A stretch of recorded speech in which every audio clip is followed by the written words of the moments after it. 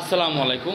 একটা মানুষ কতটা মিথ্যা কথা বললে সে আরও মিথ্যা কথা বলার চেষ্টা করে, কারণ একটা মিথ্যা হাজার মিথ্যা কথা বলার সহযোগিতা করে। যেমন বিষয়টা হচ্ছে স্কুলের যে প্রাইমারি স্কুলের যে শিক্ষিকা, তিনি কিছুদিন আগে একটা বক্তব্য রাখছিলেন যে উনি 20 বছর ধরে ব্রয়লার মুরগি গ্রাহণও নিতে পারে না এবং খেতেও পারে না। তারপর তাকে অনেক খোঁজাখুঁজি পড়ে তার তথ্য পাওয়া যায় তার স্বামী একজন হাই স্কুলের প্রধান শিক্ষক এবং সে হচ্ছে প্রাইমারি স্কুলের শিক্ষক। তার একটা বিউটি পার্লারও আছে এবং কি সে পড়ালেখাও করায় বাচ্চাদের আর বিউটি পার্লারও চালায় এবং কি তার 5তলা বাড়িও আছে।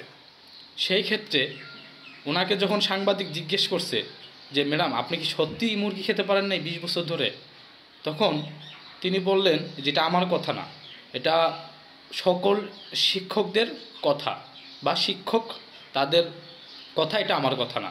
তো তিনি যদি রূপকথার কোনো কথোপকথন হয়ে থাকে সেই ক্ষেত্রে তাকে অবশ্যই ব্যবহার করতে হতো যে আমরা আমাদের বাচ্চারা, আমাদের শিক্ষকের বাচ্চারা মুরগি খেতে পারে না। সেই ক্ষেত্রে তার এই কথার বহিঃপ্রকাশ করতো আর কি, যে না এটা ঠিক আছে, এটা ওনার স্বার্থে কথাটা বলে নাই।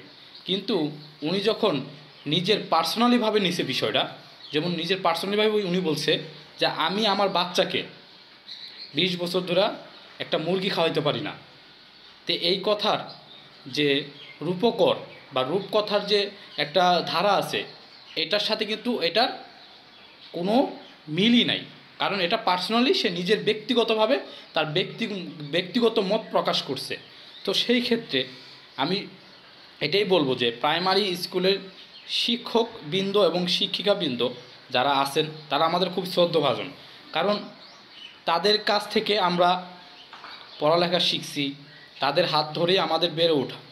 কিন্তু তারা যখন অনেকগুলো মিথ্যা আশ্রয় নেয় বা মিথ্যা রূপকথার গল্প বলে, তখন তারা কি নিজের বিবেককে কখনো প্রশ্ন করেছে তারা কি কাজটা ঠিক করছে নাকি বেঠিক করছে? অনেকে শিক্ষক আছে যারা শুধু সেখানে গিয়ে ভাইরাল হওয়ার জন্য এই কথাগুলো বলছেন, কিন্তু আপনাদের যে মান সম্মানের লেভেল বা আপনাদের যে একটা শ্রদ্ধের জায়গা আছে, যে শ্রদ্ধার জায়গা আছে, সেখান থেকে আপনারা সামান্যটুকু বোধ মনে করলেন না যে আমাদের মান সম্মানটা কতটুকু নিচে নামবে।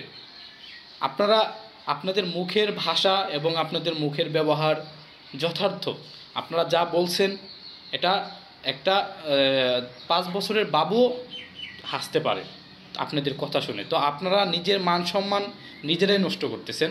আপনাদের দাবি ঠিক আছে, আপনাদের যে দাবি এটা আপনারা দাবি করতেই পারেন, কারণ আপনাদের যে বেসিক স্যালারি হয়তো বা আপনাদের সেই ক্ষেত্রে আপনাদের একটা দাবি থাকতেই পারে, কারণ এটা সবাই করে। কিন্তু আপনারা আন্দোলন করেন যে দাবি, সেই দাবিটা প্রকাশ করেন, কিন্তু আপনারা মিথ্যা বানোয়াট কথা বলে মানুষের কাছে হাস্যকর হয়ে এখন কি আপনারা সমাজে মুখ দেখাতে পারবেন? এইসব যদি আপনারা করেন তা আপনাদের কাছ থেকে বাচ্চারা কি শিক্ষা নেবে? আমার একটাই কথা, মিথ্যার আশ্রয় নিয়েন না, কারণ মিথ্যার আশ্রয়টা হচ্ছে কি একটা শিক্ষকের মানায় না। কারণ শিক্ষক জাতির মেরুদণ্ড, যারা জাতিকে শিক্ষা দেয়, সেই শিক্ষক যদি মিথ্যা কথা বলে জাতি কি শিখবে? আপনারা বর্তমান সোশ্যাল মিডিয়া যুগ, আপনারা যথার্থ সুন্দর মর্মান্তিকভাবে কথা বলবেন, যেন কথার একটা মার্জিত থাকে, যেন কথার কোনো ফাঁক না থাকে, যেন সেই কথায় কোনো গেপ না থাকে, সেই কথায় কোনো যেন মিথ্যার আশ্রয় না থাকে। কারণ মিথ্যায় আশ্রয় আপনি একটা নিতে গিয়ে আজকে হাজার মিথ্যার জন্ম দিচ্ছেন।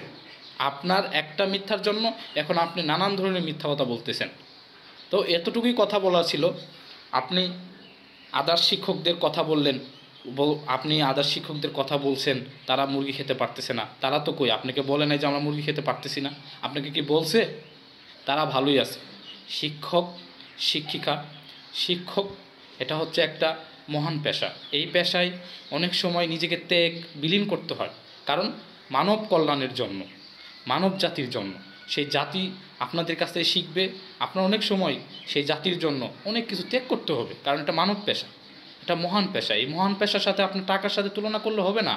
আপনার যে সম্মান, হাজার কোটি টাকা দিয়েও সেই সম্মান আপনি পাবেন না।